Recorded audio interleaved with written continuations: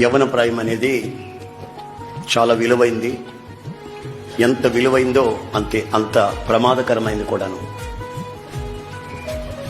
ఈ విలువైన దాన్ని ప్రమాదకరంగా మనం మలుచుకోకుండా ఉండేటట్లు మనల్ని నడిపించగలిగినటువంటి ఒకే ఒక మార్గదర్శి పరిశుద్ధ గ్రంథం బైబిల్. ఈ బైబిల్ని మీరు ఎంత చదువుతారో అంత చక్కటి మార్గంలో మిమ్మల్ని తీసుకుని వెళుతుందని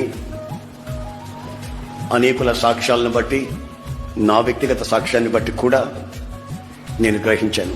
ఈ లోకంలో మీరు చూస్తున్నవేవి శాశ్వతం కాదు.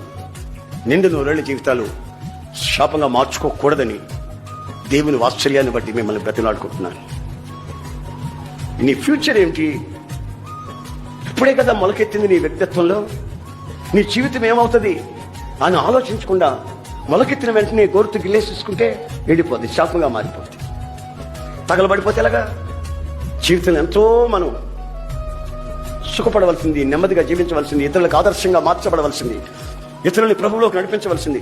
మనం ఆరాధించే దేవుడు పరిశుద్ధుడు.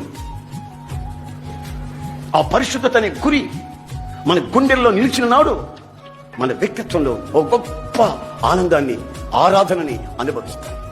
కూర్చున్నా, నిలబడుకున్నా, కాలేజీలో ఉన్నా, బయటకు వెళ్ళినా, వస్తున్నా, ఫ్రెండ్స్తో ఎక్కడున్నా సరే నీ పవిత్రతని నీవు కాపాడుకోవాల్సిన బాధ్యత నీ మీద ఎంతైనా ఉంది. Download ShareChat.